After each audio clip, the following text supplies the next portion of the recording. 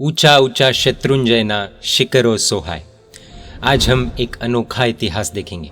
जो आदिनाथ भगवान आज शत्रुंजय गिरिराज पर विराजमान है और जिनकी महिमा अपरंपार है, कई दिलों की वे धड़कन है, वैसे आदिनाथ भगवान का रोचक इतिहास देखेंगे।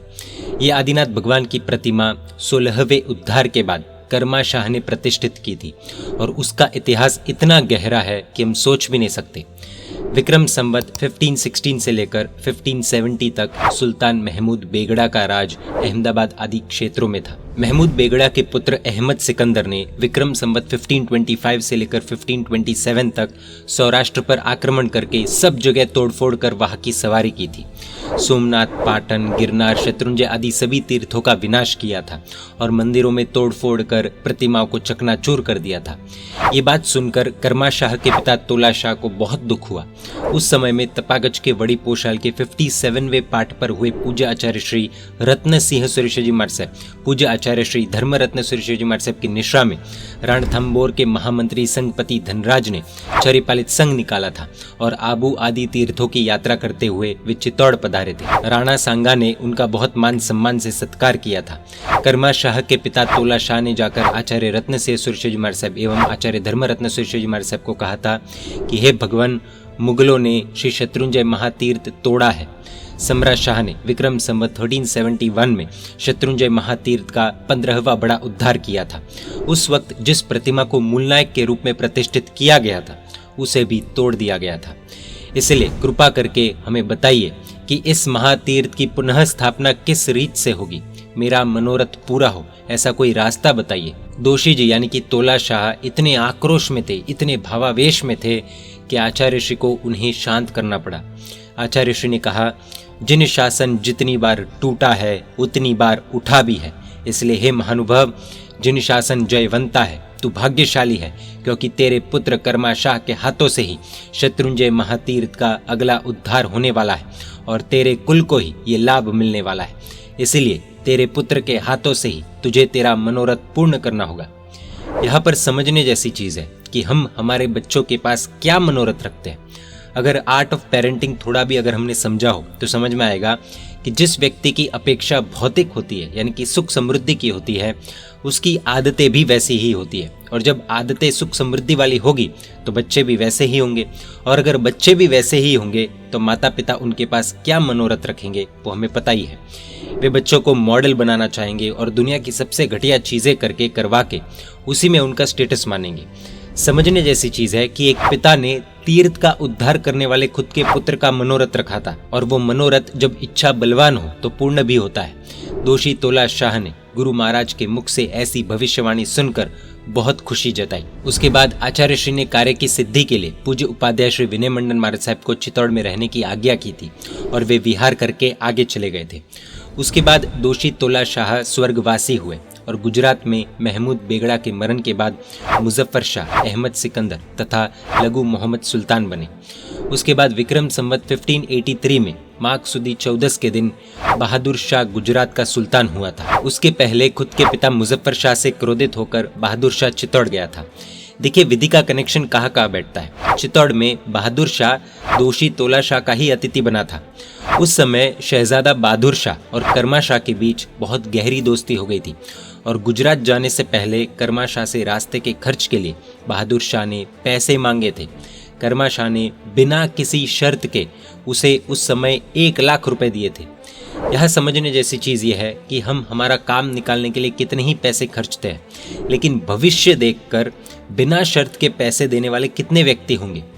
आज जो भिखारी है शायद कल वो किसी बहुत बड़ी पोस्ट पर भी पहुंच सकता है। युग प्रधान आचार्य सम परम पूज्य उपन्यास प्रवर श्री चंद्रशेखर विजय जी महाराज साहब ने आज जो हमारे प्रधानमंत्री यानी कि श्री नरेंद्र मोदी जी है, जब वो छोटी उम्र के थे तभी उनका भविष्य पूज्य बात श्री ने पहचान लिया था। यानी कि जब पीएम नरेंद्र मोदी आरएसएस में थे तब किसी कारणवश उनका तपोवन में आना हुआ था।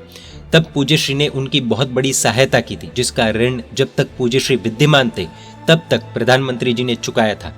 समझने जैसी चीज यह है कि इन्वेस्टमेंट भाग्य को देखकर होता है, ना कि व्यक्ति को देखकर।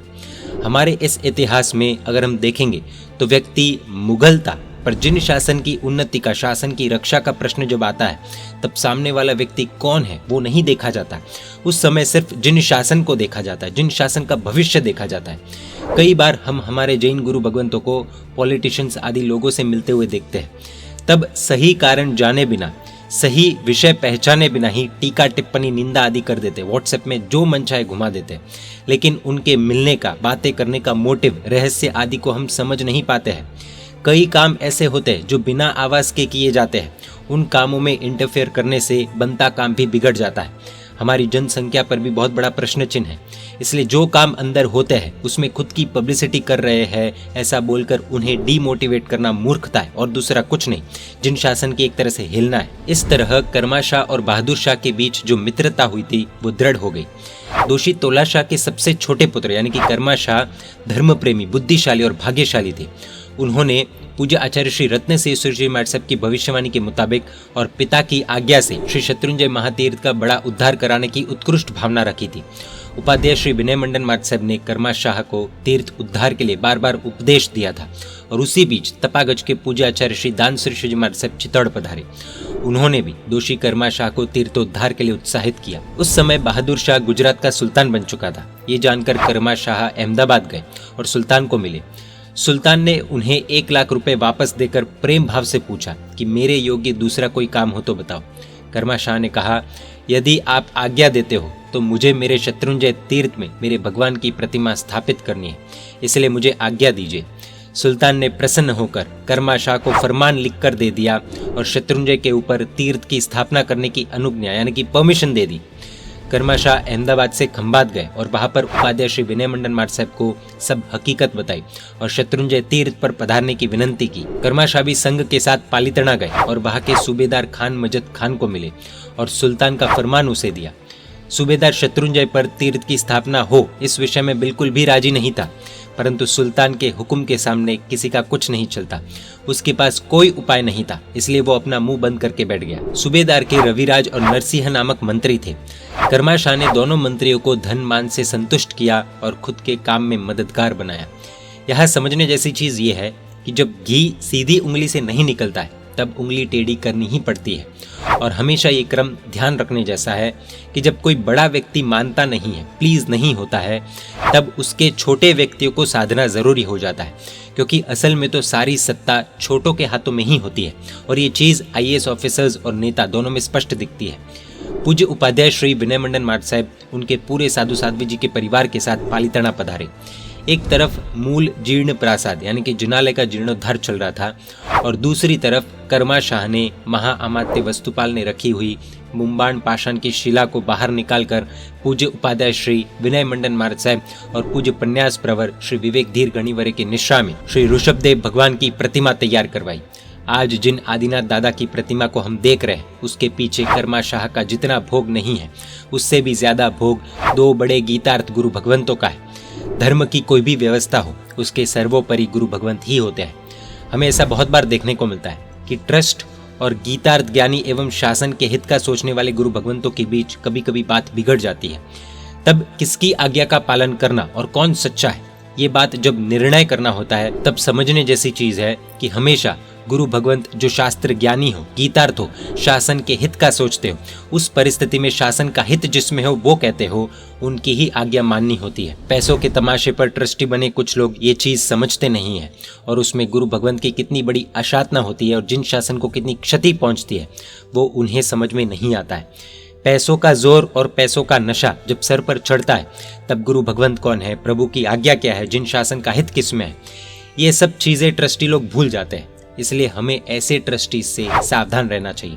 हाँ, जिन शासन में ऐसे भी अद्भुत ट्रस्टीज हैं जो गीतार्थ श्रावक के रूप में होते हैं, जिन्हें शासन का हित किस में है उनको वो समझ में आता है और ऐसे गुरु भगवंतों के साथ मिलकर वो अद्भुत अद्भुत कार्य भी करते हैं। कर्मा शाह ये जानते थे कि पैसों से ज्यादा गुरु भगवंत इंपॉर्टेंट है। उन्होंने बिना किसी विरोध के हर कार्य में सहकार देकर शत्रुंजय की रूपरेखा बदल दी। कर्मा शाह ने छरिपालित संघ निकाला और वो पालीताना आए। छरिपालित संघ के बीच में संघ ललना यानी कि महाअमात्य वस्तुपाल जी की पत्नी ललिता देवी के नाम से बनाए हुए सरोवर के किनारे उन्होंने पड़ाव डाला। कर्मा शाह ने उस जगह जैन आचार्य भगवंत के कर कमलों से जिन प्रतिमाओं का अंजन शला का महोत्सव बड़े ठाट बाट से किया और संग जीवन रखा, कर्मा शाह ने विक्रम संवत 1587 में वैशाख वदी छठ के दिन रविवार को धन लग्न में शुभ नवांश में शत्रुंजय में जीर्णोद्धार किए गए प्राचीन जिनालयों में तपागज के बड़ी पोशाल के आचार्य श्री धर्मरत्न सुरेश्वर जी महाराज साहब के शिष्य आचार्य विद्यामंडन सुरेश्वर जी महाराज साहब के हाथों से आदिनाथ भगवान की अंजन शिलाका की हुई प्रतिमा की प्रतिष्ठा की और शत्रुंजय महातीर्थ का 16वां बड़ा उद्धार किया।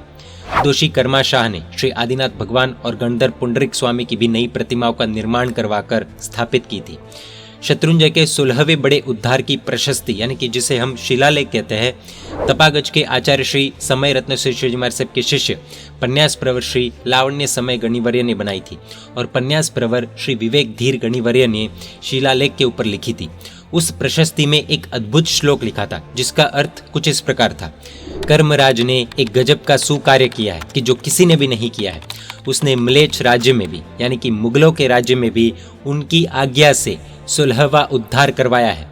यह जानने जैसी बात यह है कि शत्रुंजय के इस 16वें उद्धार में गुरु भगवंतों की भूमिका बहुत इंपॉर्टेंट थी, लेकिन फिर भी उन्होंने पूरा क्रेडिट खुद को नहीं दिया बल्कि कर्मराज यानी कि कर्म सत्ता को दिया। इसे ही निस्पृहता भाव कहा जाता है, जिसमें नाम की भूख नहीं परंतु कार्य की भूख होती है, शासन की भूख होती है, शासन के हित की भूख होती है। शासन की ज्वलंतता नामों में नहीं कार्यों में है। अगर शासन को आगे बढ़ाना होगा तो नाम से नहीं काम से होगा, और जो काम करते हैं उनको नाम से एक्चुअल में कोई लेना देना नहीं होता। कुछ इस तरह से श्री शत्रुंजय महातीर्थ का 16वां उद्धार हुआ और अभी लगभग 7 से 8 साल के बाद इस तीर्थ की 500वीं वर्षगांठ मनाई जाएगी। कर्मा शाह द्वारा की गई इस तीर्थ की प्रतिष्ठा के उत्सव में पूज्य आचार्य श्री सोमजय सुरेश्वर जी महाराज साहब आदि 10 बड़े आचार्य भगवंत हाजिर थे और उन्होंने सर्वानुमत से रेजोल्यूशन पास किया था कि ये शत्रुंजय महातीर्थ है और 84 गच्छों का श्वेतांबर जैन तीर्थ है। जय जिन शासन, जय महावीर।